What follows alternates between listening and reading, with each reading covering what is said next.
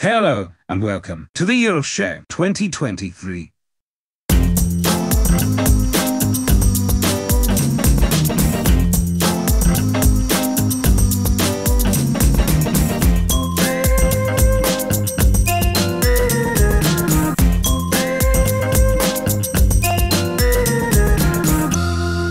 And now, let's go balls deep and meet this week's presenters.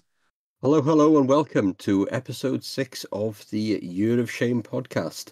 I'm your host, Gavin McPherson, and with me this month is Ross Grieve. Hi, Ross. Hello. And Si Stevens. Hi, Si. Hey, how's it going? Not too bad, thanks. How's everyone been doing this month? Apart from wasting away into a puddle of sweat, not too shabby. How you doing, man? Yeah, likewise. It's not fucking built for this weather in Scotland. No, it's not a usual thing, is it? I'm unfortunate because my office and where I record this is at the top of the house, so it's usually really, really warm. And plus you got to close all the skylights, so it's baking in here. So is that your excuse for falling asleep every Friday then, is it? Absolutely, yes. That and alcohol. Your little slippers and your little pipe. So I was having this conversation with Dave the other day that you saw all these sort of high-end setups with nice monitors, dual mounts, and LED lights. What you really need is a clip-on USB fan under the desk to keep your nads cool. You don't have that? Yeah, I've got a squirty fan. Wait, that's well, oh Jesus. No, the wife got us it because like where my office is, it's like I've got my outside office and the sun basically rises and beams in the window all day, and obviously because I needed to prep it for winter, it's fully insulated so it retains the heat like fuck. So yeah, she came home with this little fan that squirts water as well as blows a breeze on you. And you've got this under the desk, yeah? Mid desk. I prefer getting blasted in the face, Gav. I've heard that. Don't search that on the internet, please. I don't need that coming out again. Things as Ross is going to look up in the Urban Dictionary. We're back again this month. We've got a few questions to ease ourselves into the podcast. Before we go for that, I've got one correction for last month's podcast. Anyhow, it turns out I actually didn't use a joker. I had a gift. That's bull. No chance. No fucking way you're getting away with that. It was. I messaged a mate of mine, Alan Hughes, I game share with Al, to say, I owe you money for this game. What does it cost? Which version of Jedi Survivor did you get? And his response is, no, great. Yeah, I was buying it anyway. Enjoy. Fuck off. That's like fucking winning the lottery, friend. That's I bought a new Switch and it had 3 free games with it, so I played that. Nah. Shenanigans. It's like the fucking Tesco worker gifted me a game after I gave him 40 quid for it. Nah, I think this needs to go to a poll. Like that's. I'll screenshot the messages and put it to a poll. How's that? We will let the community decide, and I'm calling bullshit. Somebody just really wants to play something else that's coming out soon, doesn't he? It's not Starfield at all, is it? You shut your mouth. Anyhow, we have the first question this month from Brian Riley.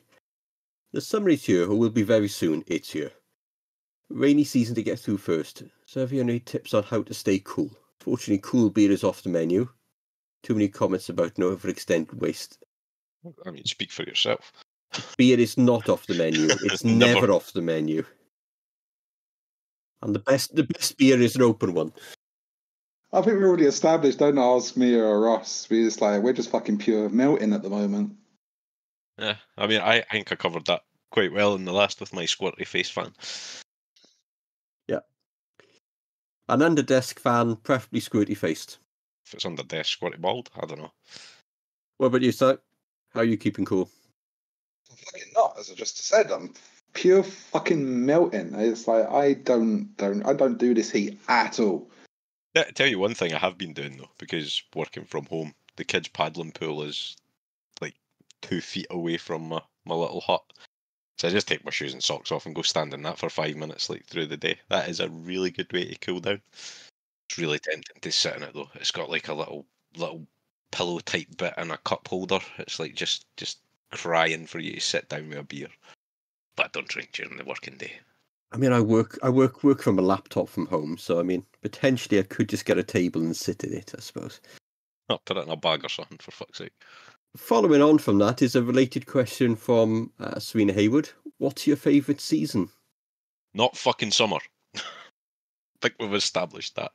I'm not cut out for summer. It's autumn for me. To be fair, up here we only have 2 fucking seasons: winter and the 6th of July. So 4-day summers are the best.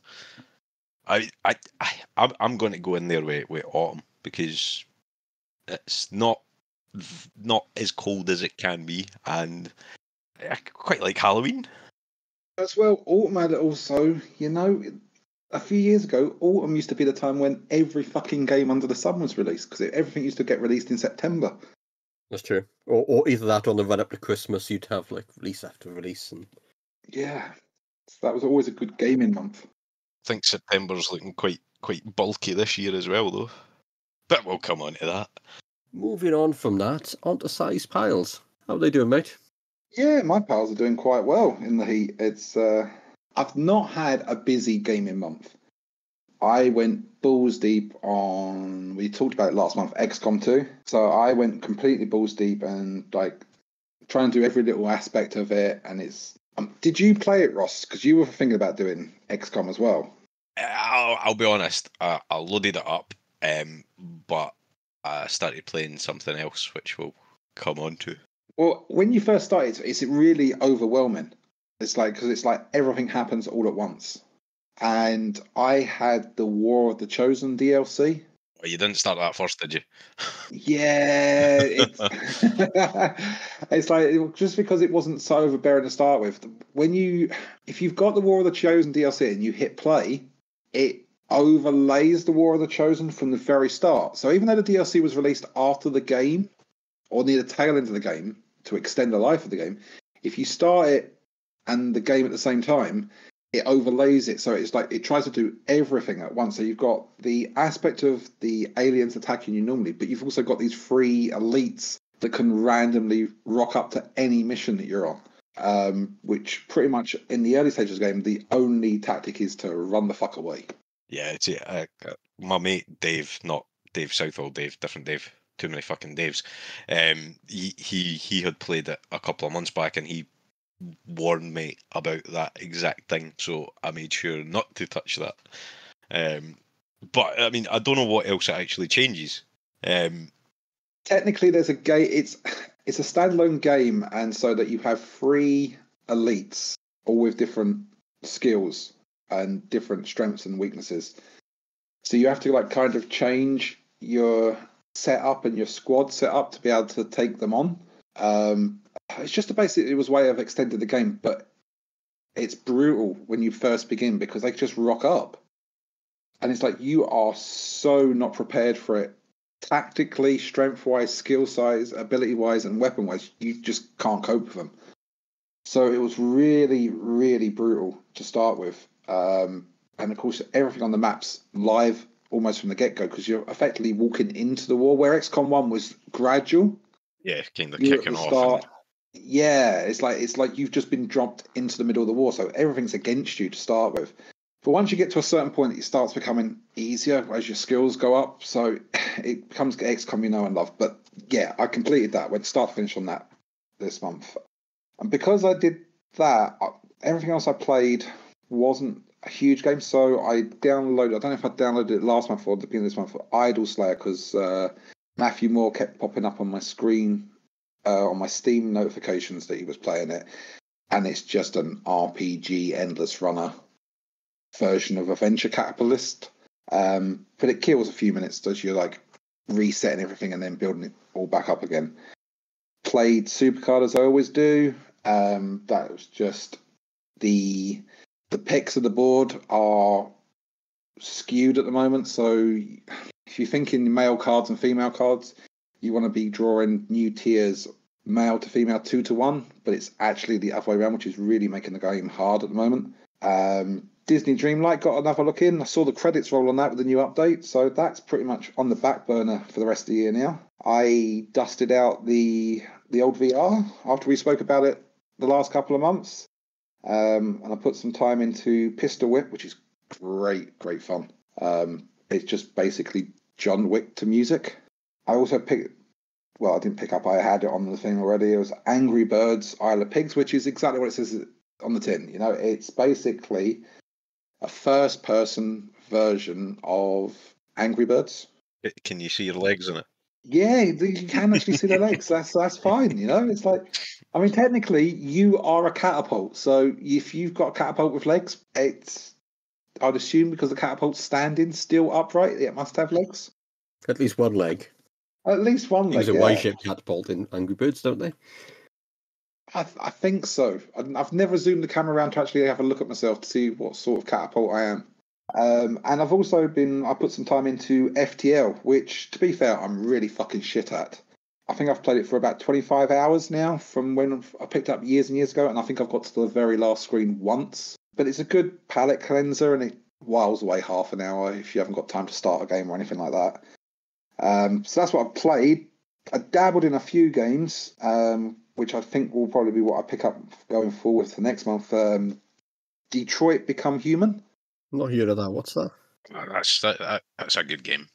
Yeah, I can't remember who made it off the top of my head, but it reminds me of Heavy Rain in that your actions have consequences, and it's graphically very, very nice. It's like you can tell who the actual actors are. One of the actors is the guy he plays a doctor on Grey's Anatomy.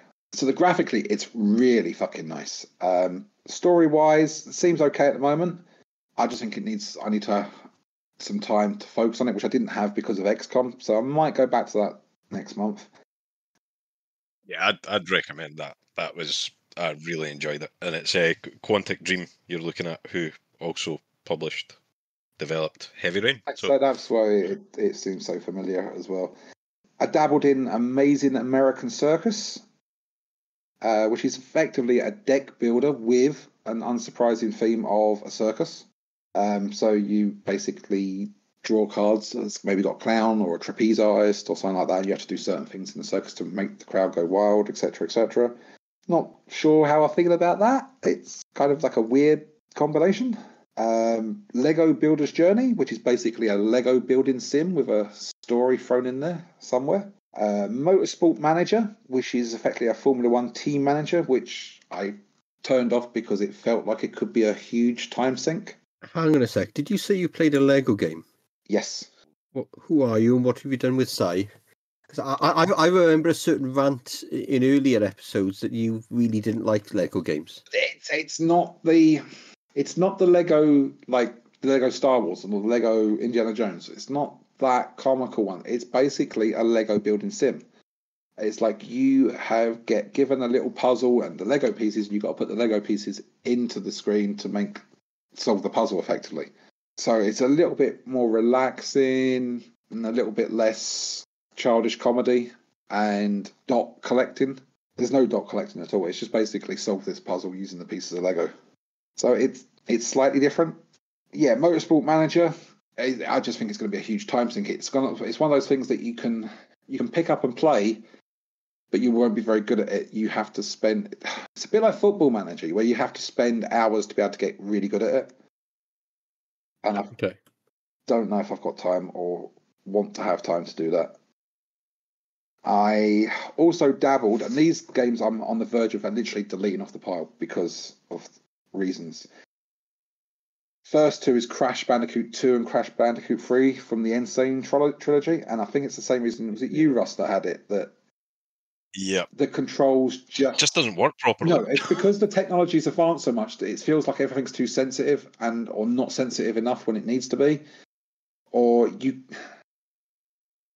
you you think you've got just that little bit extra pixel to lean off the edge, but you haven't. So you fucking drop. Yeah, then you die. And it's just like, it's more frustrating than ever. And Ghosts and Goblins Resurrection, which I thought was effectively a resurrection of Ghosts and Goblin, which I fucking loved when I was younger. But it's just been made hard for being hard's sake. There's no like pattern.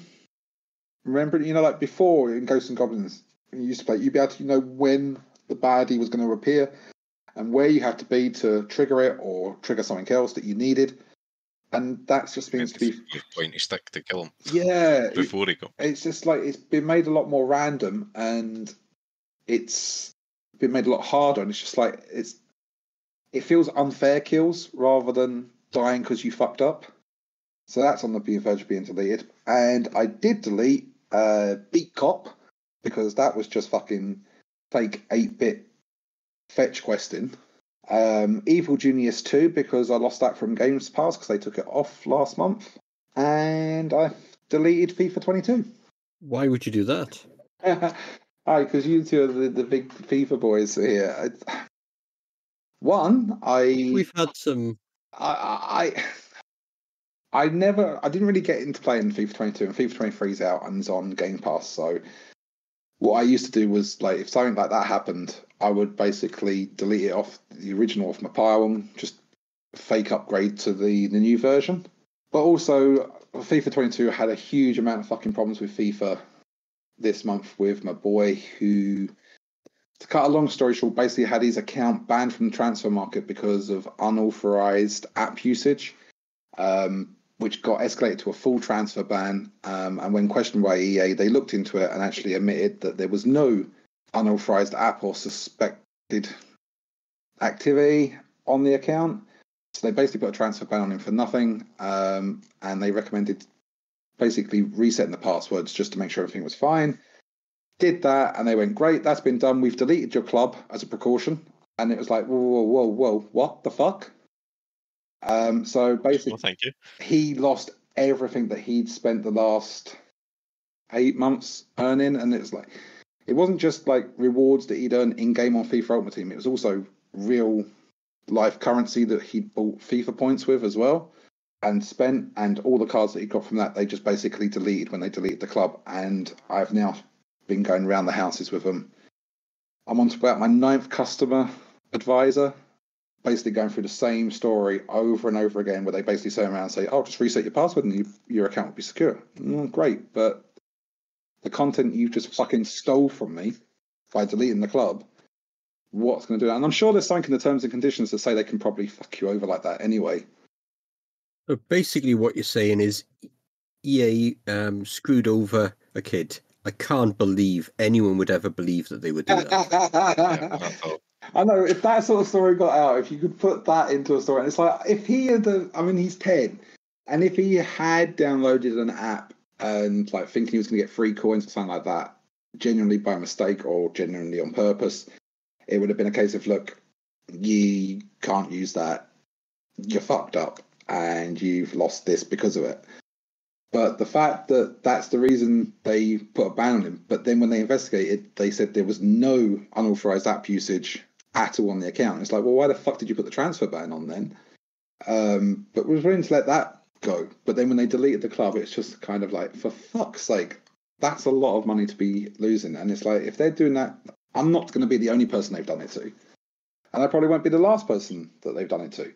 But it's just fucking awful that they can do that. And as I say, the terms and conditions probably have it somewhere that they can screw you over like that. Yeah, I mean, I think you need to take it further. Get it all over social media. Make it known. I mean, everyone knows they're cunts anyway, but yeah, and make it extra loud. What makes it worse is that I know that I'm going to end up buying EA Football Club because that would be the next game he wants because all of his friends have got it. And it's a big social thing for him at his age. So it's kind of like, as much as it pains me because they're cunts, I know I'm going to still be putting money in their fucking bank at some point. And that's the thing, I think we discussed this point last month, that there's no real workable alternative to FIFA, is there? I know there's that Konami eFootball, but it's It's dire. yeah. Yeah, and it's like, as I say, he's 10, and he's going to go where his friends are. So if like all of his friends haven't had any problems with FIFA by EA Football Club, he's not going to want to be Billy No Mates on some random football game. He's going to want to go on site as well. And Peer pressure's a bastard. Yeah, that's probably where I'm going to end up going. But that's me for the month after we've just made it a 2-hour fucking podcast with my ramblings. What are you guys going to say? Just before we move on, I've got one little question. Sorry. Yes. You said Idol Slayer. Is that a new game? Yeah, it's 100% brand new game. That's absolutely. So is that your Joker? No, because it's absolutely fucking free on Steam.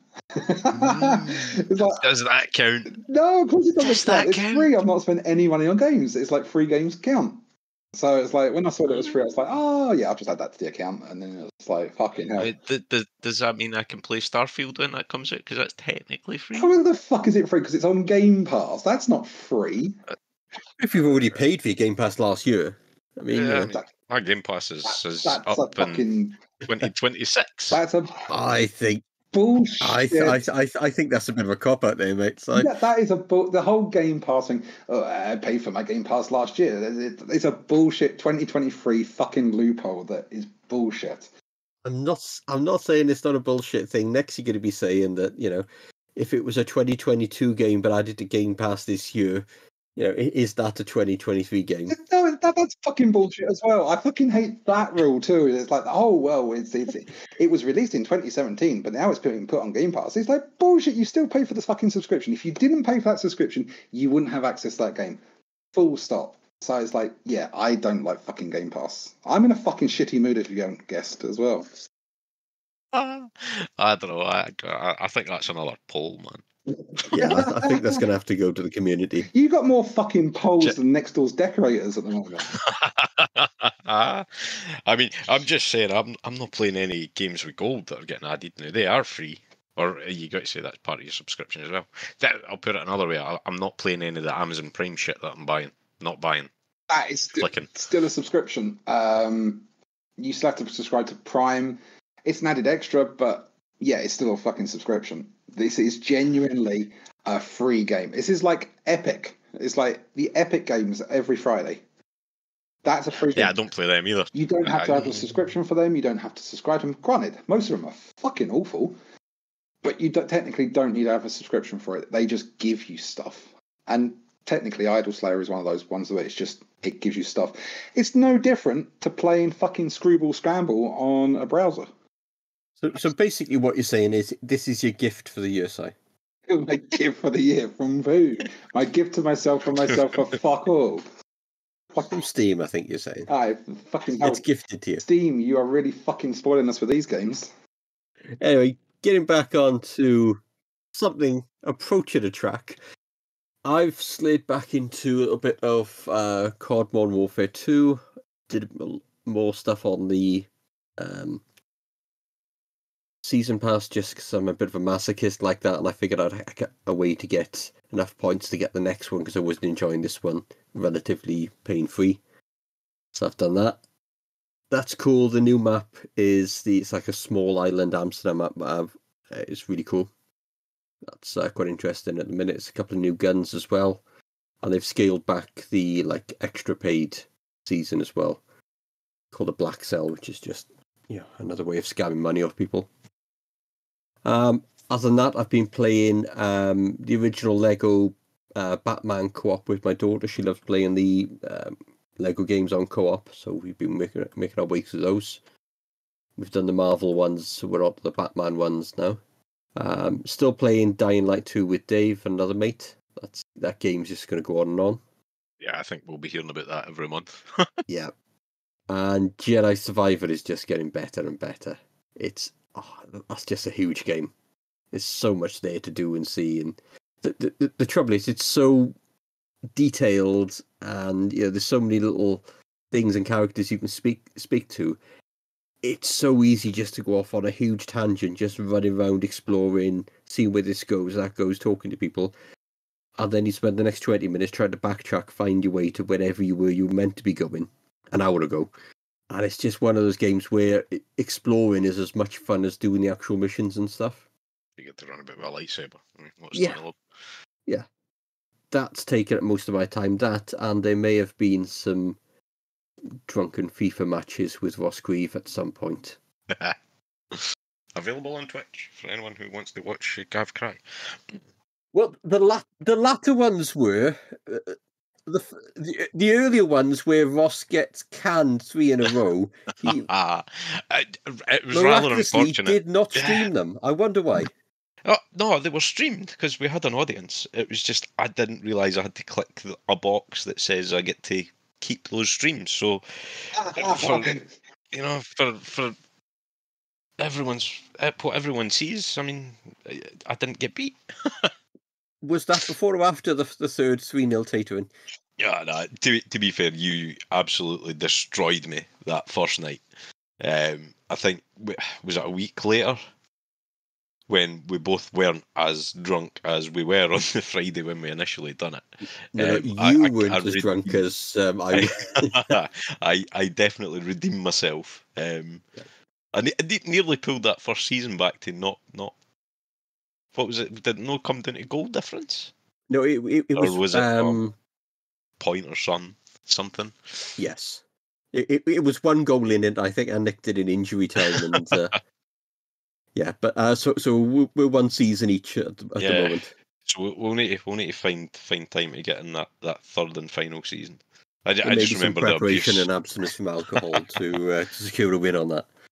Yeah, I just remember the abuse I was getting off Neil after we done Sheffield United versus Sheffield Wednesday. Yes. He wasn't happy. Second one wasn't as bad, but still. Yeah, that was a good laugh. Always enjoy a bit of FIFA. Well, it doesn't sound like it at the time because it really brings out the proper sweary Scotsman in me. But yeah, no, that was good fun. So what else have you been playing apart from FIFA, mate? Relatively quiet month, to be honest. Like compared to usual for myself. Are you running up the games with Gamerscore? I've not even looked at the Gamerscore leaderboard this month, to be honest. I've done two games that I've like finished and got max points out of, but that was both of them were like hang-ups that were half done. So I started the month off with that Man-Eater, the shark. Oh, the shark one. Yeah, basically Jaws the game. I never got on with that. I tried it when it first came out because I bought it, but it's not winning any awards. It's alright. Yeah. Yeah, So that was on Game Pass, and they put up the notice. I think it was coming off on the 15th of the month, and I'd put maybe fucking 10 hours or something into it already, and I was like, right, might as well finish it. Yeah, I noticed it had come off, and I was just like, fuck it, I missed it. And then I realised that I'd actually bought it years ago on Xbox for my boy, because he was mad on sharks at the time. And it was one of those amazing ones that if you bought it on the Xbox, you could got the PC copy for free. So that's still on my list to play. But, oh, the Play Anywhere stuff. Yeah, it's like, I mean, like I say, it's not winning any awards. It had its moments of fun. I mean, basically swimming up to a beach and eating people, if you're into that kind of thing. it did get very, very repetitive. Yeah, there is DLC. I've not done that because that would cost money. Laser beams on your head, and even in the main game, it was like I think by the end of it, I was a fucking sparkly shark. It was like it gave off electric, so not exactly grounded in reality, but Simulator-esque.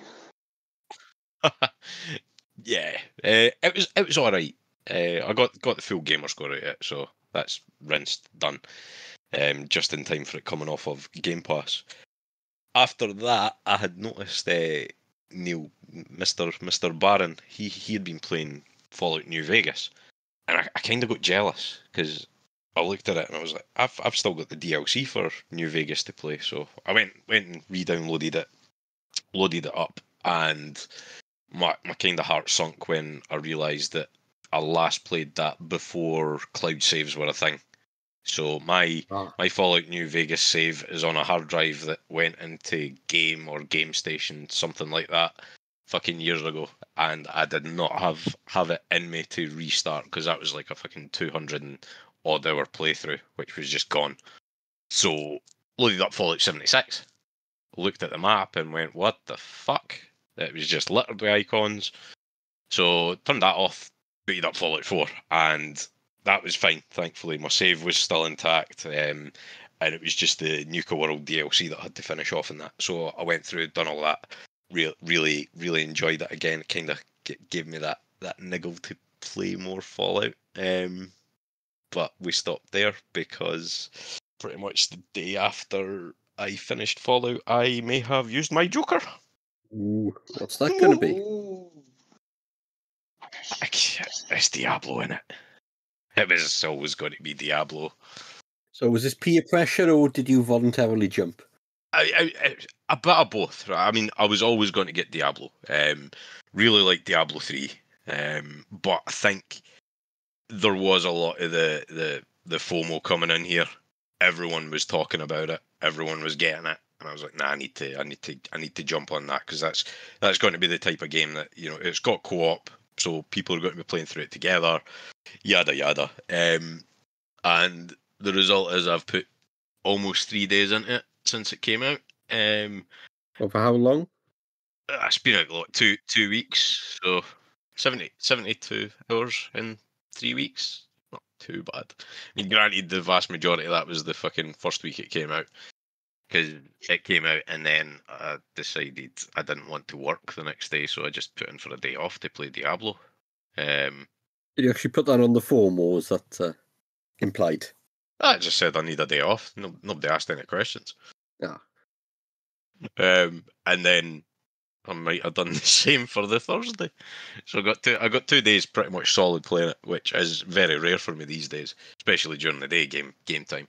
But yeah, I've managed to get through the sort of campaign, but that's when Diablo really like opens up. You've got, you're maybe at a push level 50 by the end of the campaign, and then you can progress and go through the world tiers. So I'm on to tier 3 now.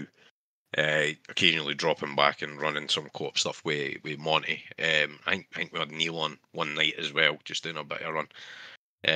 So yeah, it's good. I'm not 100% convinced that it's the best use of a Joker. That was going to be my next question, because I've seen a number of different people that were a bit either underwhelmed or a bit blasé about it after buying it. Yeah. Is it worth it, or is it overhyped, or sort of... Do you have Joker remorse? Yeah. It's one of these hard ones. I mean, I no regrets in terms of time spent. But when it comes to the fact that it is the only game I can buy this year, I'm kind of on the fence right now, especially after what we've seen in the last month about games that are coming out. We'll get to that when we get there, but yeah, I'm enjoying it. I have kind of slowed down in playing it now because it does get really quite repetitive. I mean, everyone knows that if you've played Diablo, it gets to a point. I mean, I'm running a Necromancer, and the way I've got it built, it's like all around exploding corpses. So pretty much every battle is run in, hold A, rattle RB as corpses appear and just explode things, to the point that I was going to my bed at night, shut my eyes, and I could just see corpses exploding. Not in like a serial killer kind of way, just like all I could see in my sort of closed eye vision was Diablo. Like a Friday night in Glasgow's East End kind of way. Boom, boom. Yeah, so we'll see. I mean, I'm not going to sack it off, not by any means. As I say, there's plenty of co-op to be had there, and I think it'll be better with co-op. I just, yeah, there's a tingle. Could you now? Is there enough of the game, and I'm sure there is because of the way that Diablo's built with the tiers system, that when certain games come out in September, can you like stick your head in the sand and go la la la la la? I can't see you, because you can jump into Diablo world and ignore all of the noise about everything else. Hopefully. I- Is it fun on single player though, Voss? It is, yeah. As I say, the one thing is the sort of repetitive nature of it. I mean, I ran through the last sort of 3 acts, and I could almost do it with my eyes shut, because you're pressing forward, running through a dungeon, and every battle was the same. It's like three, 4 button presses to destroy everything, because you get to a point where you're pretty much invincible. Occasionally you'll need to move away and pop a health potion or whatever. I think what I need to do is either switch up the character I have, like try a totally different approach, maybe something a bit more like hack and slash based, just to mix it up, because it is getting a bit stale just basically being on autopilot. I could probably fucking play it while watching something, and not really notice what was going on. Because I did wonder whether it was going to be entertaining replaying it on a single player basis, because that's probably what you're going to be doing in September when Starfield comes out. What do you mean? Do you mean all my friends will leave me? Yes, Yes. they will. In a heartbeat. What are you going to do in September? That's one of the reasons why I think I've been able to like avoid dropping on Diablo, because that's what I had on Diablo 3, was the whole getting to the point of being overpowered, that I used to know that you used to run into a dungeon, push square twice, X once, triangle 3 times, square twice, and it's like dungeon done. Yeah. And I played Diablo after I had a shoulder up, and I literally played that game one-handed. And it was just like, Yeah, I can see how, to be honest. It's, yeah. it was one of those. It was one of those.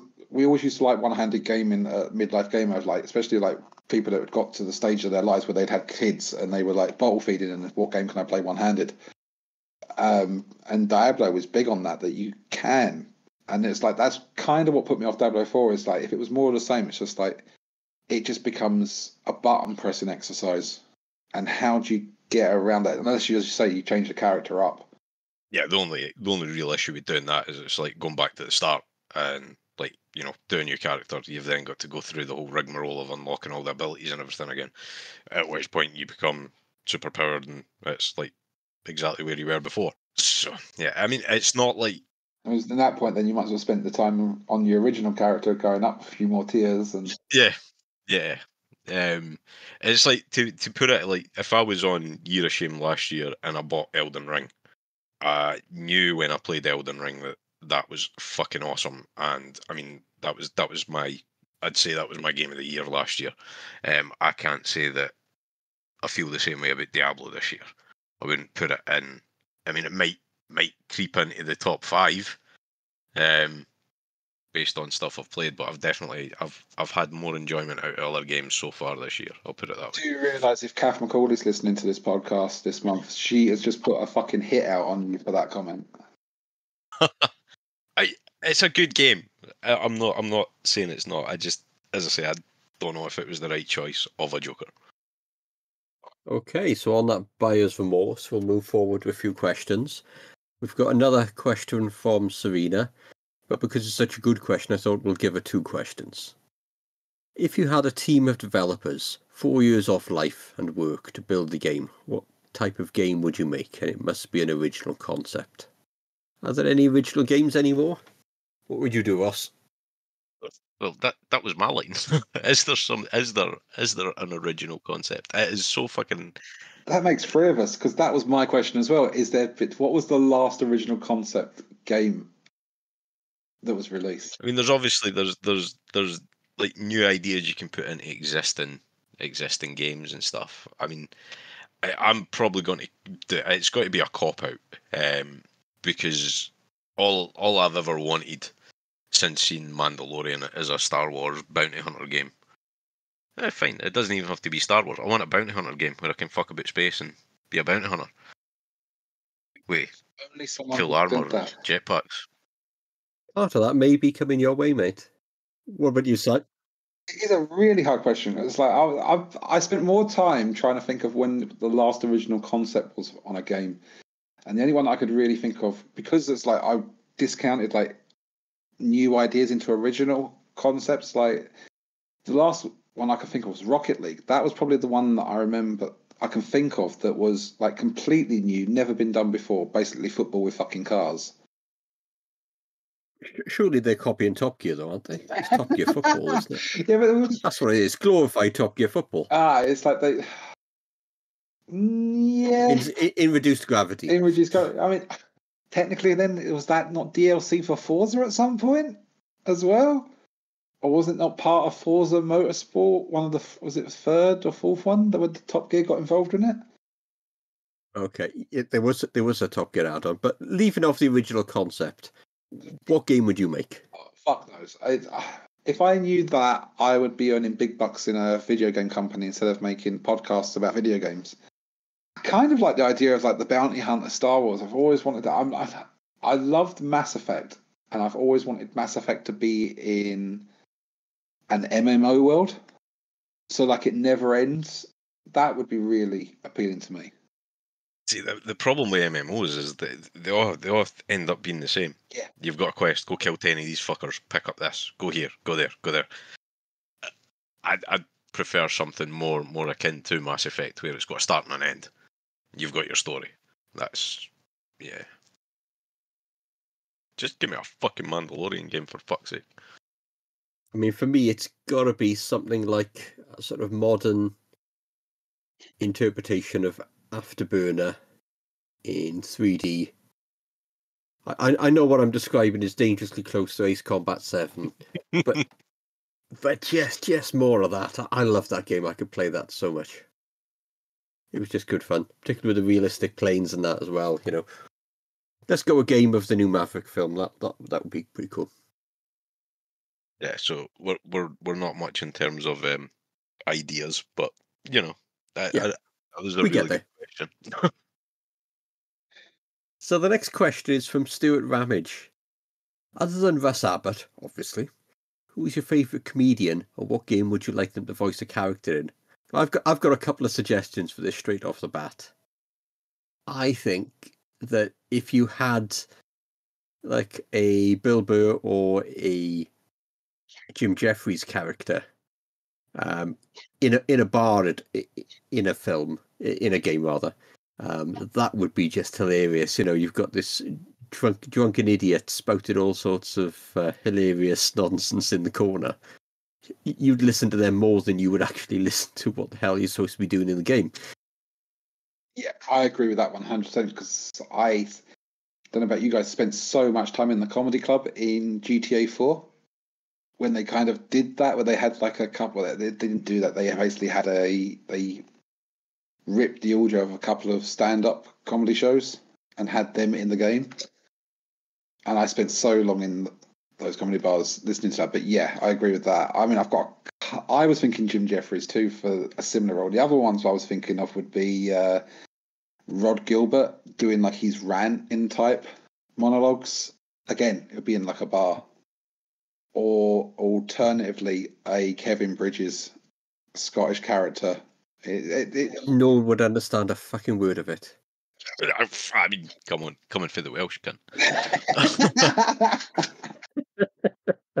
I've actually got. I'll let Ross go, but I've actually got another thought on that. Actually, that might be just as funny. Yeah, I mean, I'd quite like someone like Darryl O'Brien, knowing that he's a gamer as well, so he'd maybe put some actual fucking effort into it rather than reading off a crib sheet. But game-wise, it's got to be Fable. Fable's got that level of humour. So yeah, Darryl O'Brien, Fable. The other thought I had was thinking back to.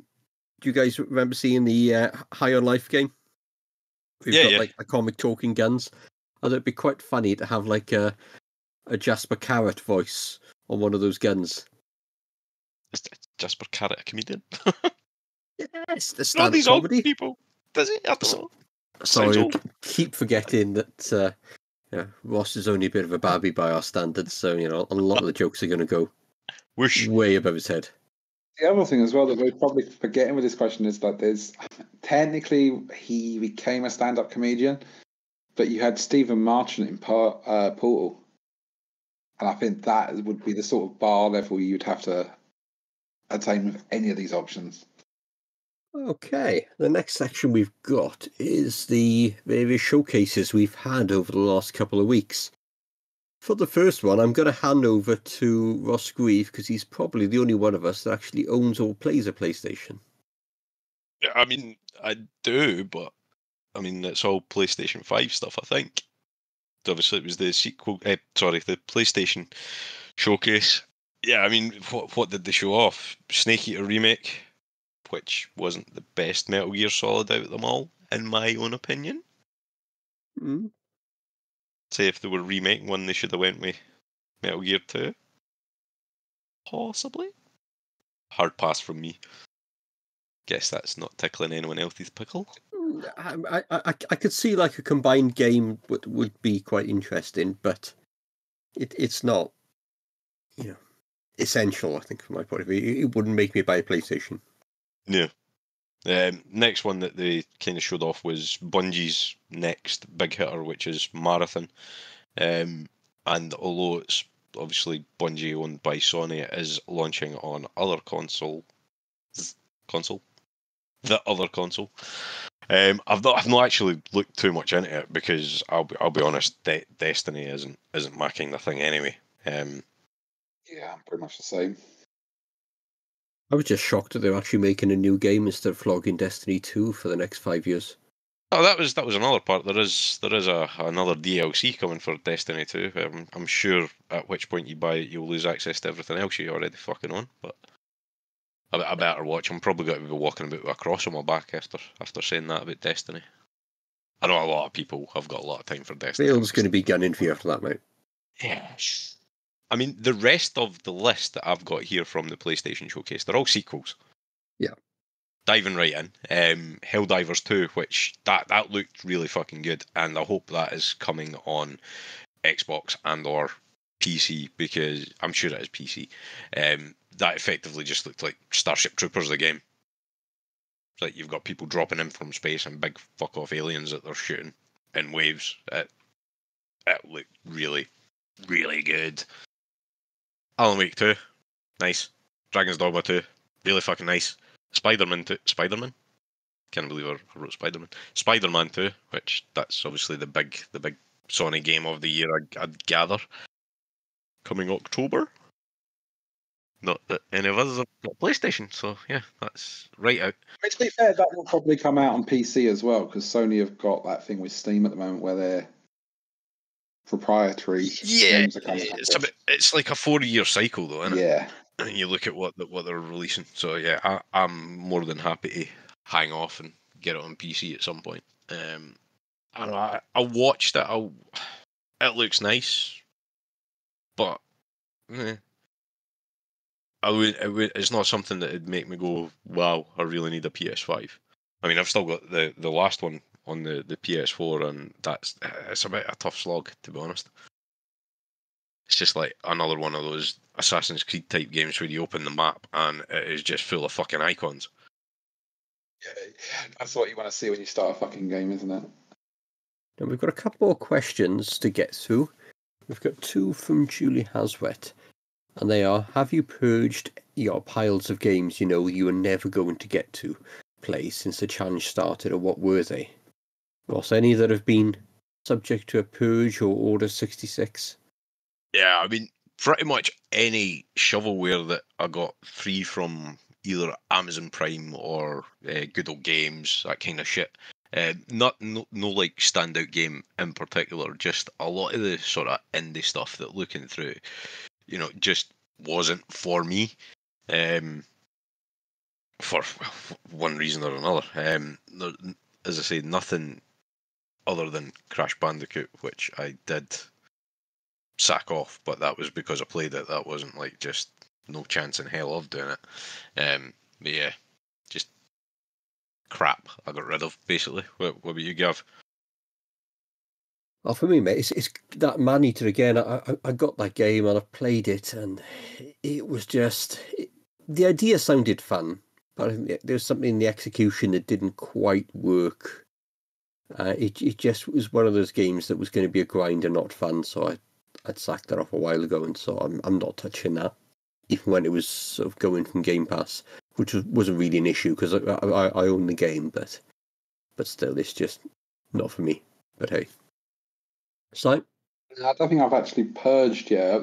A bit like you guys, it's like I've played a game and gone, this one's not for me. But I've not purged it. It's like I'll give it another chance another day.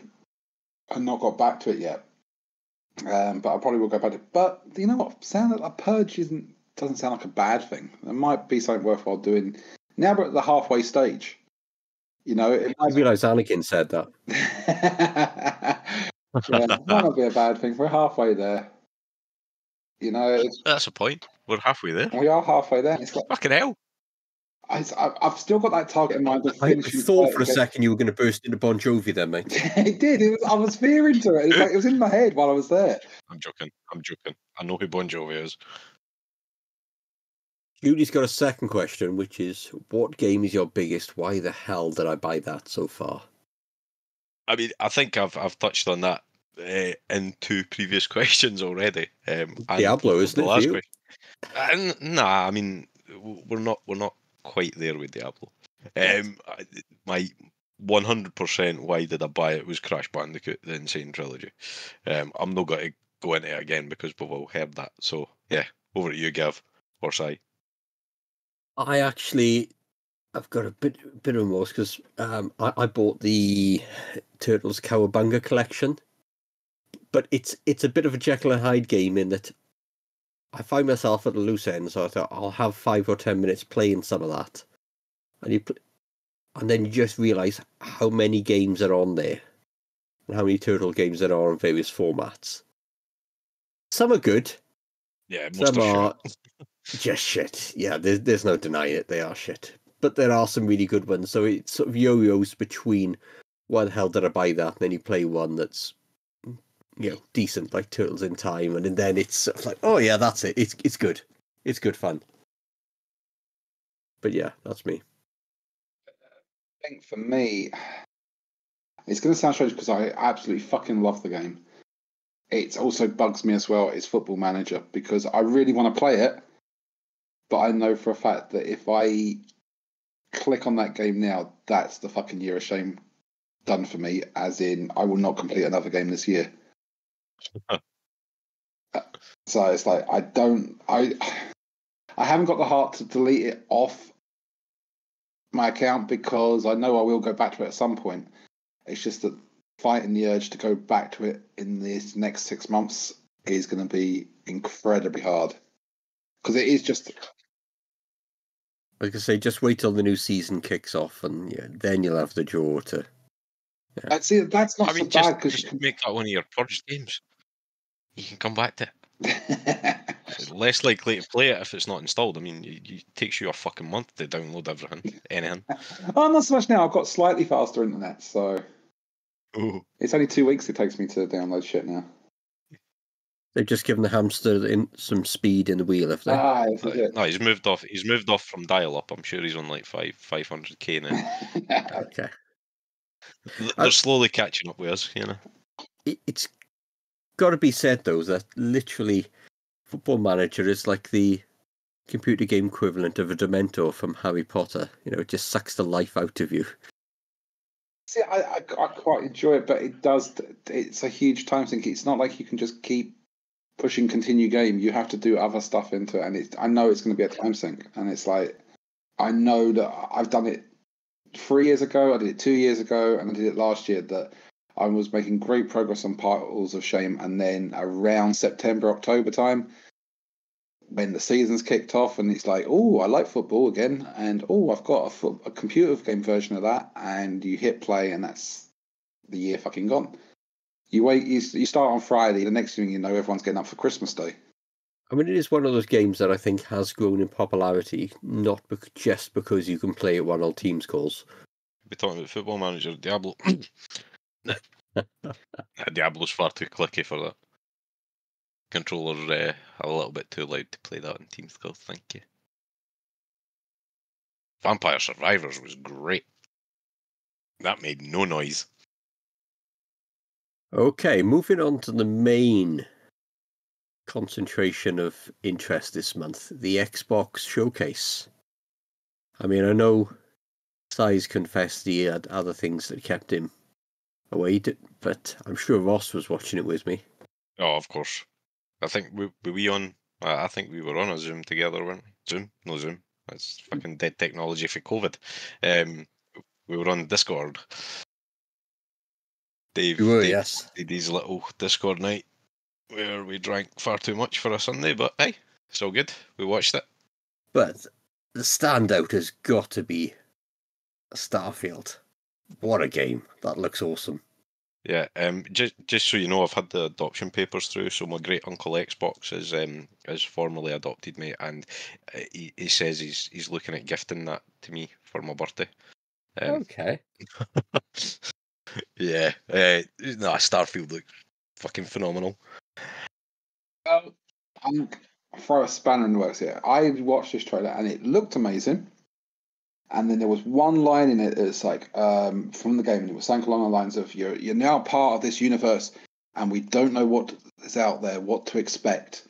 And it's like, yes, we fucking do. It's a Bethesda game. It's 3 months of fucking more bugs than fucking Starship Troopers. That's what we're going to have. We're going to be fine with this, guys. It's like everyone's going to be moaning their shitty little knickers off because it's so full of bugs. And then by December time, they will have patched it. Steam sale comes along, we get it cheap, and it's no longer buggy as fuck.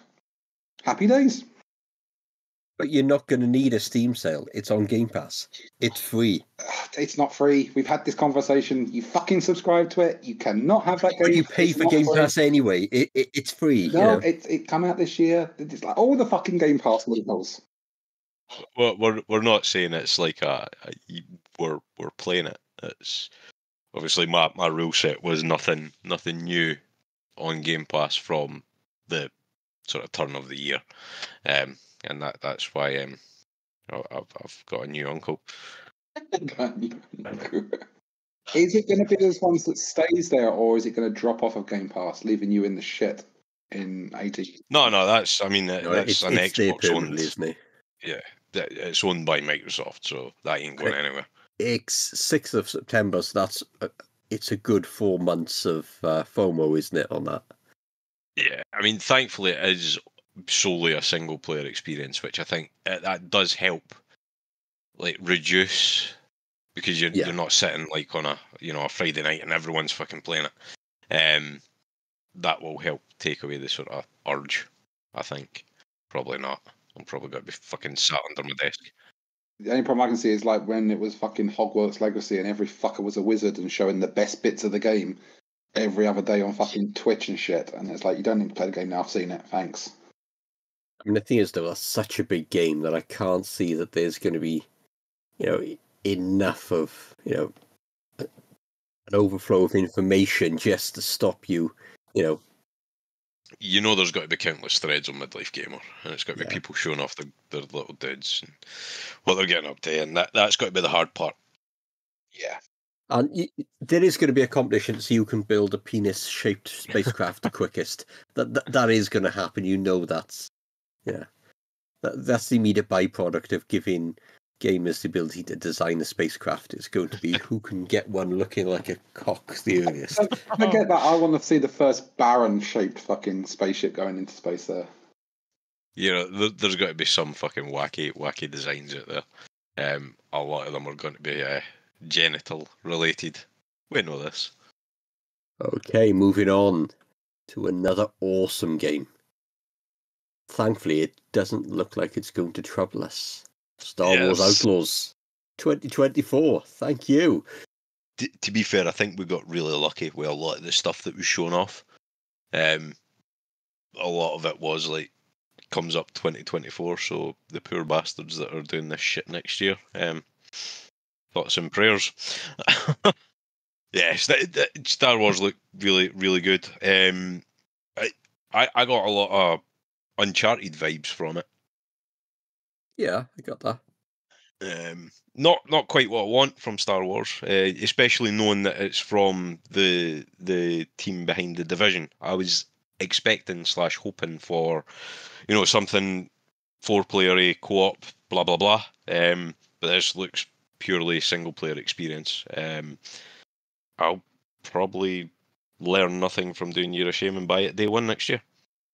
I saw the expanded trailer on the Ubisoft showcase as well, and it was interesting. I don't know if any of you guys saw that. There seem to be more choices you make. On the first part they showed, you could have a choice to whether to bribe an Imperial official or not. And I think that influenced the game going forward. That was quite interesting. That sort of dynamic of how you influence the story and how it influences your interactions with the Empire. Shoot them all. Yeah, I definitely want that. I actually want that more than I want Survivor. You want both of them, mate. They're both awesome. And there's a lot of similarities in this as well, because there's like a little animal character that you can control in the same way that you can with BD1 in the Jedi Survivor game. Yeah. It's got a bit of similarity that way. I mean, I did have the fear that it might have been Survivor with a new skin painted over it, but I don't think it is. I think it might be just different enough. I mean, there's no lightsabers, is there? Yeah. It's Han Solo the game, but a woman. I mean, there's a lot of hate. I'd seen a lot of sad twats posting shit because it was a female character, but I thought it was quite a good, interesting twist on it, to be fair. Yeah, I mean, especially for a Star Wars perspective, it's like game, even more so game-wise, it's... Can you even, like, short of, Knights of the Old Republic, where you created your own character, you've never really had a female lead. I don't think. I mean, the story from Rogue One would be brilliant as a single-player game as well. Let's make it. Let's learn games. I'll go back and change my answer from earlier. Rogue One is a game. There you go. So the next game to grab everyone's attention was Fable. That looked interesting. Everyone's favourite, Richard Ayoade. I thought that was a nice setup. I mean, obviously, you didn't see anything to give away what it's really going to play like or anything. But the name fucking Fable alone was enough to fucking set fireworks off everywhere. And it was total the Fable type humour as well, weren't it? Yeah, I mean, who'd have thought you'd get a wanker in an Xbox presentation? But yeah, I as soon as I saw Fable, and my concern is, I mean, we're almost getting to the golden age of this gen, I think, with like graphically. Looking at these trailers, they seem to be like the next level up. However, I almost don't want to believe it until I see it, because how many times have we been burned with, oh, this is in-game footage, and then it's not. It's the fucking QuickTime event that's fully rendered. It's not actually the game as such. Yeah, I think what you've got to take into account with Fable is Playground Games that are doing it, and I mean, Forza Horizon is fucking beautiful. So I've got faith it's going to look awesome. I mean, the one thing I will probably say is that for me would be a day one purchase or a day one download from Game Pass. Game Pass. Following on from that, we have Forza Motorsport 7 coming out October 10th on Game Pass. I know it's not everyone's cup of tea, but it does half look pretty. It does, but I don't have the time to be tweaking everything. I don't need to be tweaking fucking suspension by 1/nth of a millimeter to get an extra nth of a second off my fucking lap time. Oh, you don't have to. Just shove them out of the way, drive into them at a corner and leave them in a pile. And... That's why I like Horizon, because it is just fucking balls to the wall, shunt the fucker out the way. Yeah, arcade driving, basically. Which you can't really do with Motorsport, and I don't have the time to think on it. It's the same with Gran Turismo. I never had the time to tweak cars enough. But it's on Game Pass. I mean, you can download it, try it, see how much you like it, and yeah. Next, you've got the DLC for Cyberpunk 2077, Phantom Liberty. This looks a bit good, doesn't it? I'd put that in contention for a Joker if I hadn't used a Joker, but here we are. There's one saving grace I'll have for that. It'll probably take me till the end of September to finish my Cyberpunk 2077 that I'm still halfway through. So... See, I think part of that DLC reworks a lot of the mechanics and stuff in the original game. So a lot of people were saying if you haven't started it, just don't bother. wait until this DLC drops because it's got to change a lot of how it all works anyway. But yeah, Wouldn't that change the original game and make it different, or would you not see that again? Then it's going to make it better. Is it? It's going to be amazing. You know what? I skipped that trailer because you fucking know the reason why. There's no legs in it. There's no feet. It can get to fuck in the bin. Are you sure? You can't see your legs in Cyberpunk. There you go. I mean, Google says so. GPT says so. I don't know. GPT's wrong. No. There's a no for me. I'm out. Not Dragon's Den, Si. Okay, next you've got South of Midnight. I really like this of a Southern blues inspired trailer. Looked really good and funky. See, the problem with watching that showcase is as it got further on, I got more and more drunk. And I didn't look at stuff past it. I didn't go back and watch it the next day. I just, what's in my mind's in my mind. I did say at the time, I have it written down in a message somewhere that I said that looked really good. But I think again, is that a 2024? I think so, yeah. I couldn't see a date on it, so I'm presuming it's 2024 if they haven't put a date in. I only watched the trailers this afternoon, stone cold sober, and I don't fucking remember it. Chatting to, we've got Payday 3 coming out on the 21st of September on Game Pass. Payday 2 shit. That's the same. Sea of Thieves Monkey Island DLC. Again, Bastards. 20th of July on Game Pass. Does anyone ever play Sea of Thieves apart from Dave? No, is that just a DLC? I tried Sea of It Thieves is, and I didn't get into it, and it involved having to deal with fucking people. You've then got Microsoft Flight Simulator 2024. That actually looked pretty good. That looks amazing. Everyone will download that, fly over their house, and then delete it. Or play it on cloud, where you don't even have to fucking download it and then delete it. It's even better. You've got Hellblade 2, Clockwork Revolution. Oh, Hellblade Supposed to 2. push it out in 2024. Hellblade 2, was that 2024? Yeah. Yeah. Yes. Which I'm really thankful for. Yeah, I really thought that was a groundbreaking game, the first one. The mental health aspect, and if you play it with headphones on, it's just a huge mindfuck. Yeah, phenomenal sound design in that game.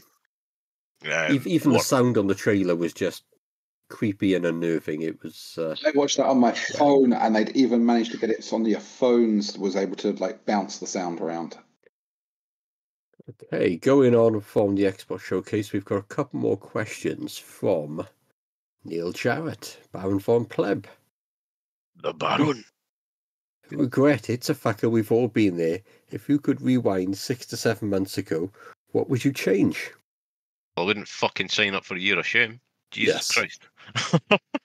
If I'd known Starfield was coming out, I wouldn't have agreed to do it. I mean, I think we all knew Starfield was coming. Yeah, but we didn't know it was that good. We kind of hoped it would have been we were going to release it next month, but we want to put a bit more polish because we love you, the fans. It'll be available in January. Yeah, I'd be happy if they did that now. I wish I'd just, because apparently you're allowed to buy games the previous year and it doesn't count as a Joker, so I wish I'd bought Diablo last year. Just bang the pre-order in. Okay, we've got a further question from Neil. Apart from the obvious, buy, play more games, what rule would you like to make mandatory for any year of shame in the future? Oh, I think I've come up with this. Fuck Game Pass right out the fucking window. Let's get back to old school. Make it a fucking challenge. None of this, it's a 2020 game or it's not, it's new. Fuck the shit right out. I would say to challenge each other to play a game. Because, you can look at everyone's game list, say, why don't you try this game? I've played that, it's great, from their list. Well, you could, but then you could arrange to play a game because the other person's going to play the game that month as well. And then you go balls deep into it killing aliens and the other person doesn't bother. Possibly. I'd just say, no jokers, no gifts. Fuck you. Or as a side to that, you get a joker, but it's picked from the other hosts. That'd be pretty brutal, wouldn't it? Oh, look, we all got Barbie Horsey Adventure. Yes! I mean, technically, I am doing no gifts and no Joker because I was putting my Joker aside from Apart from the free games, Si. Apart from the free games. Free games are allowed. We've already established that free games are allowed. Free games do not fucking count. Well, the community will decide your fate. The community will not decide the fate. It's a free fucking game. If people, You're getting chucked in the fucking sea. if people can fucking pre-order DLC 6 months ago and play it, then a fuck all cost free game is allowed. To be fair, I have pre-ordered DLC before the Year of Shame, and I haven't played it. I think it's last year you're on about, mate. Yeah, that's probably is. Who was it that did that again? It was Neil. It was Neil, wasn't it? Oh, yeah, the person who asked the question. And it was Destiny 2. And it was it the Witch Queen DLC that he'd ordered? I'll tell you the other rule that we could make mandatory for next year is if you buy a fucking game and use your Joker, you can't claim it as a gift 1 month later. Okay. So what have we missed going backwards this month? The first thing I'm going to say is, but I've not missed it at all, is some friends of ours were playing Power Wash Simulator. Now, why the hell you would buy a Power Wash Simulator game? I mean, I want to know It's why this lost is on on me. your. I want to know why it's on your list because it's been on Game Pass for fucking months, Gavin. Come on. Why would you play a game? I can't be bothered Power Wash the car, let alone anything else virtually. Look, we all jumped on it. I think was it Chops that tried to get us on? So we all jumped on it. There was 6 of us on it on Friday night, and it was, oh for fuck's sake, it was boring. We were washing a train, and we were there for about 45 fucking minutes looking for dirt on a virtual train. We eventually done it, and I uninstalled it. That just sounds fucking awful. Next, you've got the game that's been everywhere on social media. It's Street Fighter 6. I mean, I have watched some people playing this. Yeah, I Watty and think, Dave were Yeah, having a slap about. I think it was more Watty than Dave. Last time I talked to him, I don't think he'd even won a game on it. yeah, I remember playing Watley at Street Fighter 5, no 4, the one on Xbox. That wasn't a fun night. Nah, he's fucking shit hot. I mean, to be fair, watching him and Dave fighting it out, there was a few close fights on Street Fighter 4. I never got round to watching the Street Fighter 6 stream, but yeah, they had a few good fights on 4 anyway. So yeah, more of that, please, and I'll maybe come round and watch it at some point. Definitely not one that I'll be buying though. Don't think I feel like I've missed it because by the time we were out of this challenge, Street Fighter 6 Super Balls Deep Mega Super Championship Edition will be out, won't it? I mean, next you've got Diablo 4, but two of us haven't missed it. One of us has missed using his Joker on it, so... I don't know what you're talking about. I've not played Diablo 4. I'm sure that'll be really It was just a beta, was it? Yeah, Diablo 4. That's fine. I mean, next you've got Layers of Fears, Alien Dark Descent, Crash Team Rumble, and Final Fantasy 16. Anyone missing those? No. Or just No, Ross? no, and no. No. I mean, Layers of Fears definitely not because I'm a fucking shitbag. Final Fantasy is apparently doing quite well, but doesn't appeal to me. And of course, anything with Crash in it has put Ross and Si off recently, so... Yeah, fuck Crash Bandicoot. Okay, looking ahead to what's coming out soon. Will be added to Game Pass. We've got Exoprimal on July 14th. That looks okay. I quite like the look of that. Looks quite interesting. Shooty dinosaur game. Yeah. Shooty explodey dinosaur game. Shooty dinosaur mech game. It'll be there in 6 months' time. Then you've got Jagged Alliance 3 coming out on PC on July 14th again. Literally never heard of that until right now. Jagged Alliance used to be a really good PC sort of turn-based strategy game with like mercenaries and stuff. And then you've got loaded DLC for WWE 2K23. in July and August. Is that the super oiled edition? Yeah. Probably, yeah. Now with extra spandex. Madden 24, which almost no one will be interested in. Which will be like Madden 23 and 22 and 21. Yeah. It's a typical EA roster update game, isn't it? Yeah.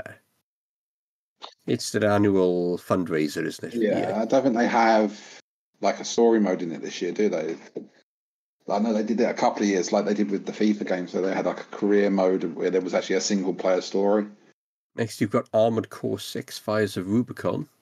See, Out on August 25th. I'm interested. Yeah, I'm interested in that. I mean, From Software publishing it, and well, we all know what they've done. I'm pretty sure that's the Elden Ring team that are working on that.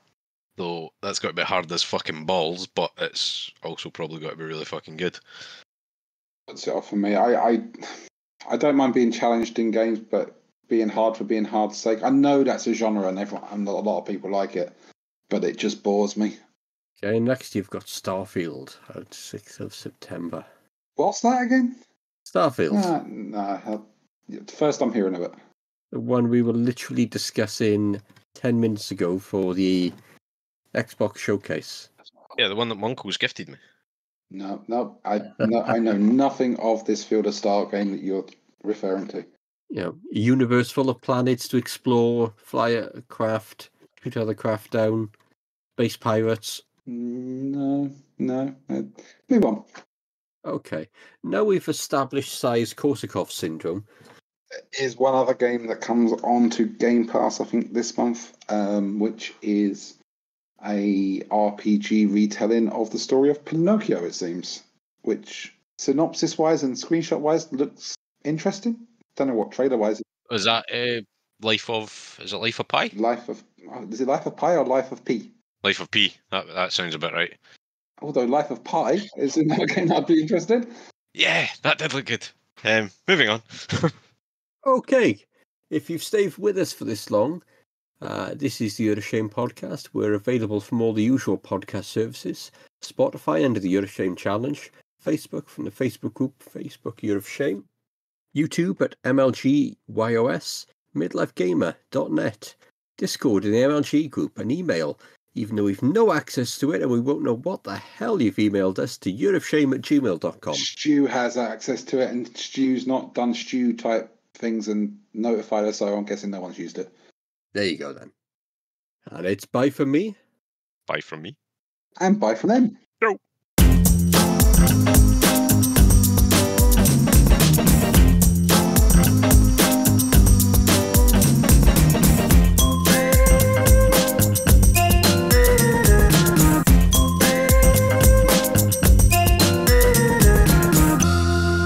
Well, this is the end. We hope you enjoyed the show. And if you didn't, tough titties.